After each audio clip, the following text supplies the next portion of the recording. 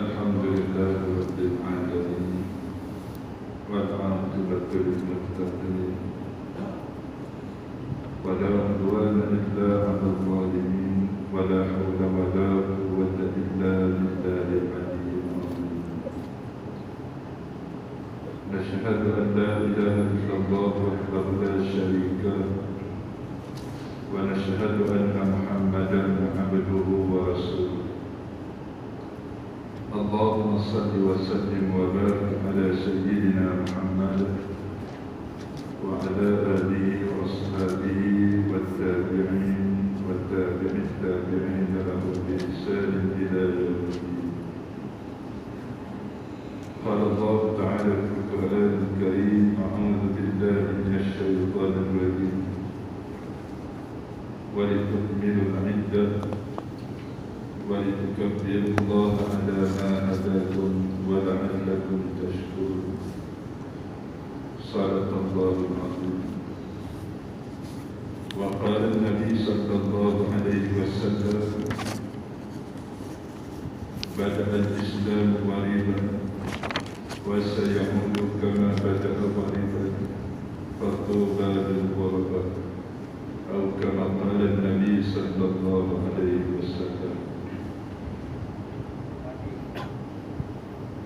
Pertamanya, alhamdulillah, syukur kepada Allah Subhanahu wa Ta'ala kerana pada hari ini masih lagi dianugerahkan oleh Allah Subhanahu wa Ta'ala kepada kita berada di dalam rumah, dalam arti kata melaksanakan tanggungjawab kita sebagai hamba Allah Subhanahu wa Ta'ala, dan mudah-mudahan akan dianugerahkan oleh Allah Subhanahu wa Ta'ala dengan nikmat kebahagiaan yang sebenar setelah mana kembali bertemu dengan Allah Subhanahu wa Ta'ala di akhirat kelak. Hadirin sekalian jemaah yang dirahmati oleh Allah Subhanahu wa Ta'ala sekalian, insya-Allah sedikit perkongsian kita pada hari ini membicarakan berkaitan dengan mengenali bukan mahram di dalam keluarga besar kita. Dan sebahagian daripada nikmat yang mudah-mudahan akan kita kecapi pada tahun ini dapat balik berhari raya bersama dengan keluarga. Dan suasana ini tak terasa bahagia sebab kereta pun dah makin banyak. Jadi bila mana kita berhari raya ini, pastikan kita ketahui daripada kalangan mereka yang balik berhari raya bertemu dengan kita, siapakah daripada kalangan mereka yang boleh bersalaman dengan kita, dan siapakah daripada kalangan mereka yang tidak boleh bersalaman dengan kita. Sebab terkadang di dalam masyarakat kita beranggapan bersalaman ketika mana hari raya sedang menjadi sebagai satu adat. Sebenarnya berkait dengan bersalaman ini ada hukumnya yang telah ditetapkan oleh Allah dan Rasul. Terutamanya bersalaman bagi yang bukan mahram. Bila sebut mahram ini, mahram ialah orang yang haram kita nikahi dengan mereka. Manakala bukan mahram ialah orang yang boleh kita nikahi dengan mereka. Dan para ulama, jumhur ulama ataupun majoriti ulama mengatakan hukum bersalaman bagi yang bukan mahram hukumnya adalah haram dan berdosa. Kalau kita bersalaman dengan yang bukan mahram, sama ada yang kita sebut sebagai ajnabi ataupun bukan mahram ini, maka hukumnya berdosa, hukumnya haram dan berdosa. Dan Ibnu Hajar Al-Haytami menyebutkan di dalam kitabnya, bersalaman dengan ajnabi ataupun bukan mahram ini merupakan dosa besar. Begitu juga dengan Imam Az-Zahabi mengatakan orang yang bersalaman dengan bukan mahram ini berlaku dosa besar. Dia bukan perkara kecil. Jadi bila kita balik berhari raya, kebiasaannya kita akan bertemu dengan sanak saudara kita, bertemu dengan kaum kerabat kita. Jadi bila bertemu dengan mereka itu, sebahagian besar daripada mereka itu bukan mahram kita, walaupun mereka itu dah masuk dalam keluarga kita. Jadi kena dengar elok-elok ayah-ayah, sahabat-sahabat sekalian. Jangan lagi kita melakukan perbuatan maksiat kepada Allah bila mana kita berhari raya. Bila sebut dosa besar ni, maknanya dalam kategori perbuatan maksiat kepada Allah, khususnya dalam bab bersalaman. Yang keduanya berkait dengan menjaga aurat di jalan sekali. Bila mana kita berhari raya, kita kena tahu mereka ni bila mereka datang ziarah rumah kita, aurat kita kena jaga. Begitu juga bila mana kita pergi ziarah rumah mereka, aurat kena jaga. Tidak kata bahawa mereka ini daripada kalangan ahli keluarga kita, tapi sebenarnya mereka bukan mahram, maka aurat itu kena jaga dia. Tak boleh pula kita nak santai macam biasa. Kalau dengan mahram tak perlu isu. Ya. Jadi daripada kalangan keluarga besar kita itu, yang dinamakan sebagai mereka yang bukan mahram kita, yang pertamanya ialah sepupu. Ya. Nama sahaja sepupu, tak kira belah mak kita ke, belah ayah kita ke, anak abang mak kita, maknanya sepupu dengan kita. Anak adik ayah kita sepupu dengan kita. Ya. Nama sahaja sepupu, maka mereka itu bukan mahram kita. Bila sebut bukan mahram, maka haram kita bersalaman dengan mereka. Yang dimaksudkan di sini ialah yang lawan jenis. Yang sama jenis tak timbul isu. Lelaki sama lelaki, siapa sahaja kita boleh salam. Jumpa orang lelaki, siapa sahaja kita boleh salam. Termasuklah orang lelaki yang menyerupai macam perempuan. Kita tengok macam perempuan ni, tapi kita tahu dia lelaki pun, jadi boleh salam dengan dia. Begitu juga sebaliknya, orang perempuan sama perempuan boleh salam lagi. Tidak ada halangan untuk orang perempuan bersalaman dengan orang perempuan, termasuklah perempuan yang menyerupai lelaki. Yang kita sebutkan di sini dihukumkan haram dan berdosa, termasuklah Ibn Hajar Al-Haytami mengatakan pelaku dosa besar mereka yang bersalaman bukan mahram yang lawan jenis, lelaki dengan perempuan. Yang pertama ialah sepupu. Saya rasa sepupu kena kata. Bila sebut sepupu ni, kenapa haram bersalam Ustaz? Sebab kita boleh nikah dengan sepupu kita. Bila boleh nikah dengan sepupu, maknanya mereka itu bukan mahram kita. Sebab dalam masyarakat kita banyak berlaku betul. Kadang-kadang dia beranggapan takkan sepupu tak boleh. Sebab itu ada sebahagian daripadanya, dia kata anak abang saya duduk dengan anak saya daripada kecil sampai ke besar. Kecil tak timbul isu lagi, belum hakim balik tak timbul isu. Bila dah hakim balik, kena terangkan hukum pada mereka. Ya. Sekalipun mesra sangat tetap tak boleh. Ya. Dia melibatkan hukum. Dengan sepupu tak boleh bersalah. Yang boleh bila mana, contoh kita sebagai anak adik, kita duduk di rumah abang ayah kita, kemudian kita pernah menyusu, menyusu dengan isteri paklung kita lah, contoh isteri paklung kita akan jadi anak susuan. Anak susuan ataupun hanya kita sahaja dengan keluarga itu, tidak melibatkan adik-beradik kita yang lain. Itu dalam bab susuan panjang pula. Ya? Jadi nak ceritakan sepupu ni tak boleh bersalaman. Begitu juga dalam bab menjaga aurat. Bila mana mereka datang ziarah rumah kita, aurat menjaga. Tak boleh nak lihat. Jangan pula kita buat kedua macam tak ada apa berlaku. Itu dikira perbuatan maksiat kepada Allah Subhanahu Wa Taala. Ataupun kita pergi ziarah rumah mereka, menjaga aurat kena jaga, bersalaman tak dibenarkan. Sebab terkadang kita beranggapan benda ini telah menjadi perkara normal dalam masyarakat. Sebab lagu raya pun macam tu. Lagu raya pun bermaaf, laki perempuan dulu tak ada masalah. Padahal benda itu telah ada. Ya. Jadi dengan sepupu ni saya rasa kenal bagilah. Yang kedua, yang dinamakan sebagai ipar, sama ada kakak ipar ataupun abang ipar. Contoh, kita ada anak 4 orang. Anak kita yang dah berkahwin 2 orang contohnya, 2 orang lagi tak kahwin, anak kita lelaki lagi, 4 orang tu lelaki contohnya. Jadi ada 2 menantu kita dalam rumah tersebut. Jadi adik ipar dengan kakak ipar itu tidak boleh bersalaman sebab gayanya kan balik. Jadi jangan kalau kita suruh anak kita yang nombor 3 dengan nombor 4 yang bongsu tu pergi salam dengan kakak ipar.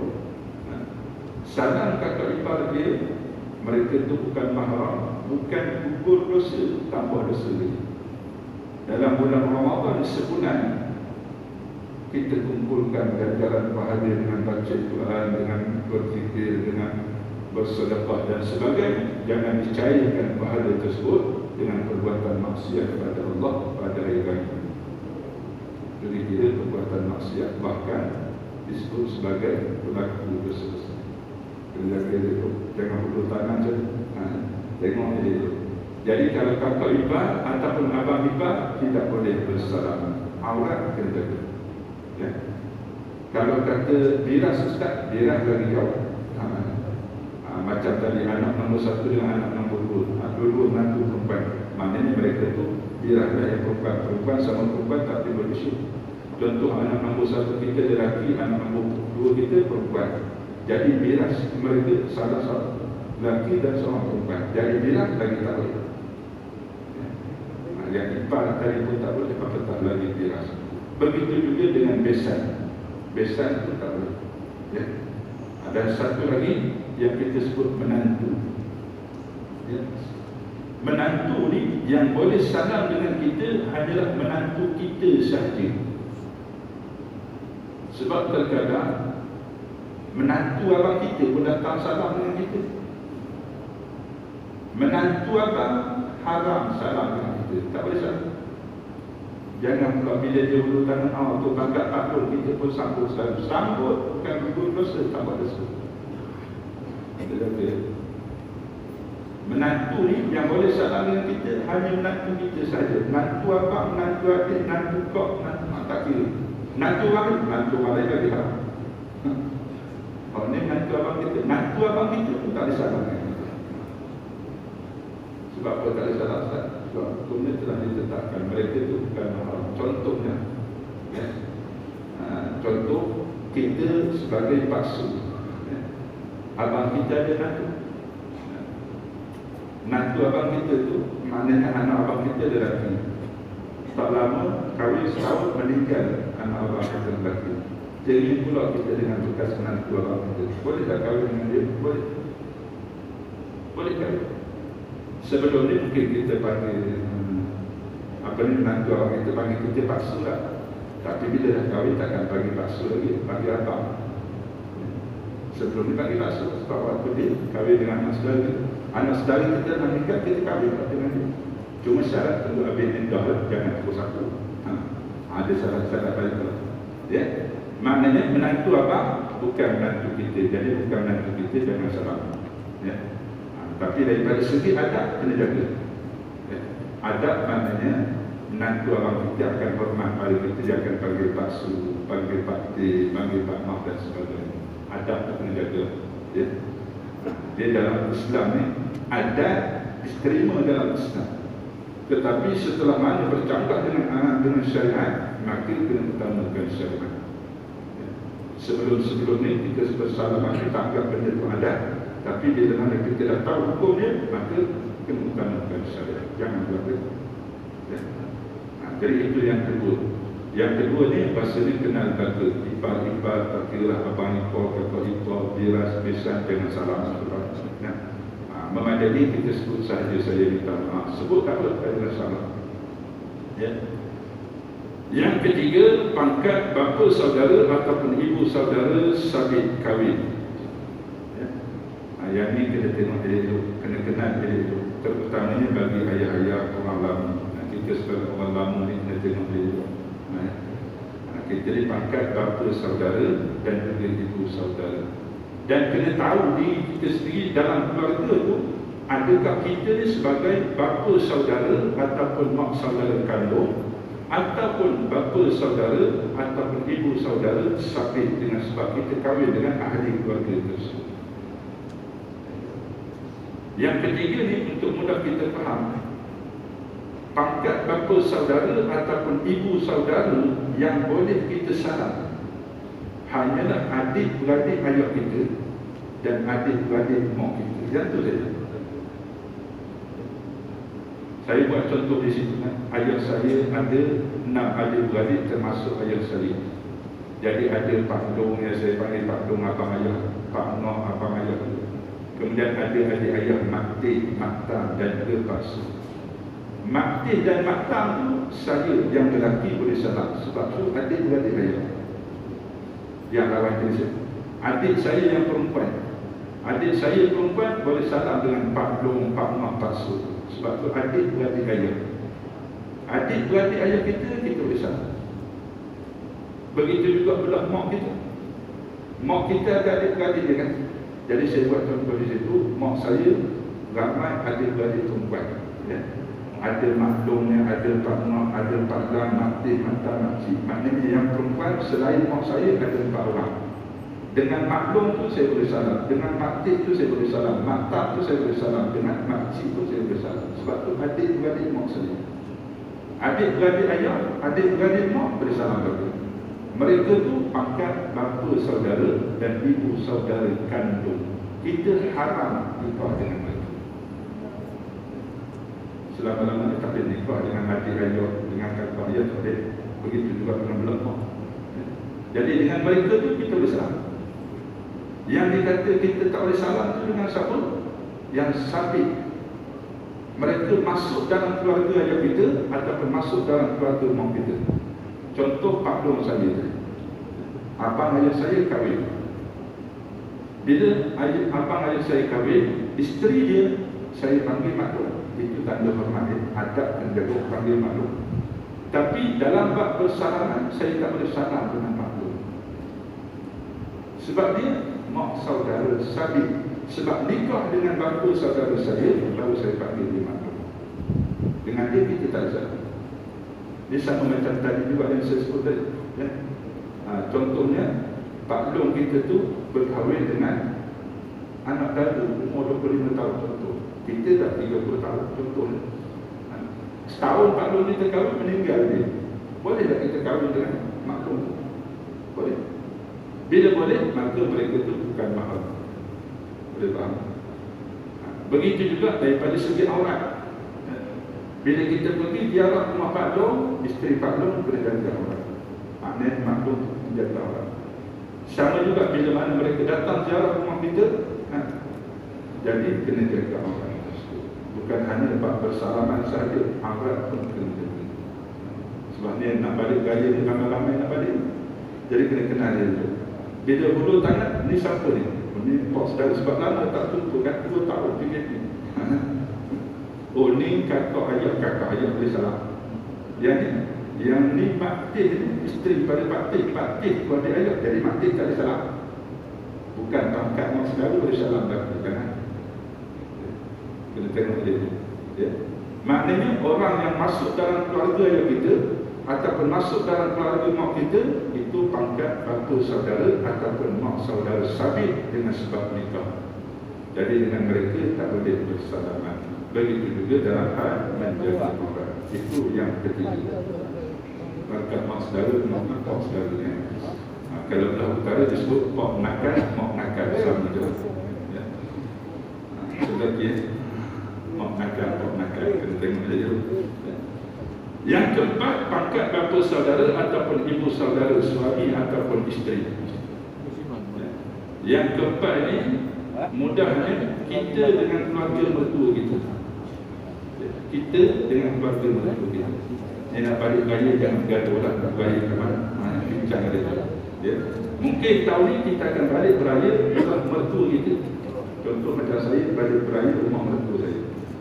Jadi dengan keluarga mertua ni, yang kita boleh salam macam saya lelaki, dengan keluarga mertua saya boleh salam hanya dengan mak mertua saya saja.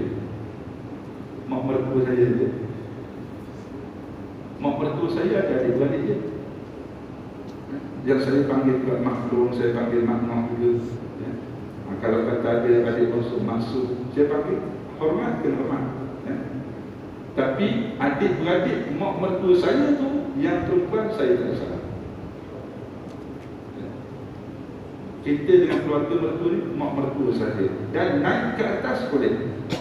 Naik ke atas bagaimana? Mak mertua saya ada lagi mak dia. Maknanya nenek pada isteri saya. Dengan nenek tu saya bersama. Nenek isteri saya tu ada lagi mak dia yang dipanggil monyang. Ya. Jadi dengan monyang tu saya bersama. Adik-beradik mak mertua, adik-beradik bapa mertua tak bersama kata. Yang perempuan sebab saya lelaki. Bapa mertua saya ada mak dia. Jadi mak bapa mertua saya yang tu saya bersama. Boleh nampak? Yang pangkat mak saudara, bapa saudara, belum isteri kita, tak boleh salam bapa. Tapi daripada segi adab, hormat dan hormat. Adab dan jaga, jangan kalau kita terlalu. Hanya dengan mak mertua kita saja kita panggil mak. Yang kakak dia kita panggil kandung, kakek itu kurang ajar. Adab, hormat dan hormat mereka orang tua kita. Ya? Tapi dalam bab persalaman tak boleh. Begitu juga dalam bab amrat. Ya? Boleh ingat ya? Maknanya kalau kita balik belah mertua, sebelum ni yang lepas nak buat macam mana? Ya? Jadi sebulan ruang dianugerahkan oleh Allah, kita sebulan ini berpuasa, kita perbanyakkan berdoa kepada Allah. Allahumma innaka afuwun karim tuhibbul afwa fa'fu anna. Ya? Dan tarbiyah daripada Allah, pendidikan daripada Allah. 2 tahun kita boleh kontrol, tak boleh bersalaman. Dan tahun ini kita buat perubahan. Kalau nak bersalaman tu kena kenal dulu siapa yang kita boleh salam, siapa yang kita tak boleh salam. Jangan kita cairkan pahala bulan Ramadan dengan perbuatan maksiat pada Allah. Ya. Satunya dalam bab bersalaman, yang keduanya daripada menjaga orang. Jadi isteri saya dengan keluarga saya. Ya. Isteri saya dengan keluarga saya, siapa yang dia boleh salam? Isteri saya hanya dengan ayah saya saja. Sebab isteri perempuan dengan lelaki. Jadi bila saya ni, isteri saya boleh salam dengan ayah saya sahaja dan naik ke atas. Ya. Naik ke atas tu siapa? Ayah saya, ada lagi ayah dia. Maknanya tok saya belah ayah. Jadi isteri saya dengan tok saya belah ayah saya boleh salam. Tok saya ada ayah dia lagi, maknanya moyang saya belah ayah, jadi boleh salam. Yang lelaki. Ya. Begitu juga belah mak saya. Mak saya ada ayah dia lagi, maknanya tok saya belah mak. Jadi isteri saya dengan tok saya belah mak tak boleh salam. Begitulah naik ke atas. Ya. Dia tak ramai lah yang naik ke atas ni, tak ramai. Paling tinggi pun apa moyang. 3 kalau tempat tu tak tahu panggil tu. Tok yang ke tu. Ya. Ya. Jadi belah mertua ni hanya yang isteri dengan bapa mertua tok. Ya. Ayah saya tadi ada adik-beradik kan? Ada pak long saya, ada pak long saya. Yang tu isteri saya tak boleh salam dengan mereka. Hanya sebut minta maaf boleh. Jangan kalau kita pergi suruh isteri kita pergi salam dengan pak long kita. Yang adik-beradik ayah kita tu bapa saudara kandung kita, bukan bapa saudara kandung isteri kita. Ya. Dia hormat sebab sahabat dia kahwin dengan saya, baru dia hormat pada pak long saya dan sebagainya. Boleh faham? Itu kita dan keluarga mertua. Yang kelima dinamakan sebagai pangkat anak saudara, sama ada suami ataupun isteri. Sama juga dengan keluarga mertua kita ataupun keluarga isteri kita. Ya. Saya buat contoh di situ. Ya. Iaitu saya ada abang saya, ada adik saya. Ya. Abang saya 2 orang dah kahwin, adik saya seorang dah kahwin. Jadi abang saya yang 2 orang tu ada anak lelaki, adik saya pun ada anak lelaki. Jadi yang 14 orang tu, yang 14 orang tu adalah anak saudara kandung saya. Anak abang saya yang perempuan dengan saya boleh salam kata, tak ada masalah. Saya pangkat bapa saudara kandung. Ya. Tapi kita sebut pangkat anak saudara tadi. Anak saudara saya tu, anak abang saya yang lelaki tak boleh salam dengan isteri saya. Sebab ni anak saudara kandung saya. Ya. Tapi anak saudara saya akan panggil isteri saya anak nombor 3, mahlam. Isteri saya dia panggil mahlam, adab kena jaga. Ya. Sebab yang ni anak saudara saya. Ya. Jadi anak saudara saya tak boleh salam dengan isteri saya. Begitu juga isteri saya, ada adik-beradik dia, ada adik dia yang dah kahwin dan ada anak. Jadi anak saudara isteri saya itu anak saudara kandung isteri saya. Jadi dengan saya mereka tak bisa. Maknanya betul, dengan mertua ni yang kita boleh salah hanya dengan mak mertua saja. Ya. Mak mertua dan naik ke atas. Ya. Yang pangkat mak saudara, pangkat pak saudara, pangkat anak saudara, belah isteri tak boleh salah betul. Salah itu tambah dosa, bukan hulu dosa tu. Jadi kalau kata hulu, mereka hulu, kita boleh sambut atau hanya duit gaya saja. Duit gaya boleh sambut. Satu lagi pun boleh ambil.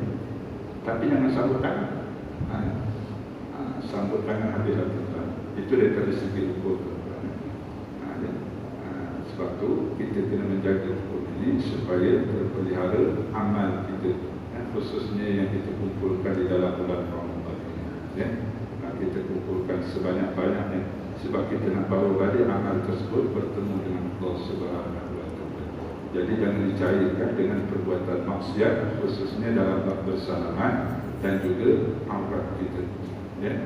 Itu yang paling dekat, tuan-tuan, yang saya sebutkan tu yang paling dekat. Ya? Sepupu dekat, mereka dah masuk dalam keluarga kita tapi mereka bukan mahram kita. Ipar-ipar bila balik ataupun kerajian kenduri kendara mereka akan balik bertemu dengan keluarga kita tapi mereka bukan mahram kita. Begitu juga dengan pangkat bapa, saudara, mak, saudara sadik tadi.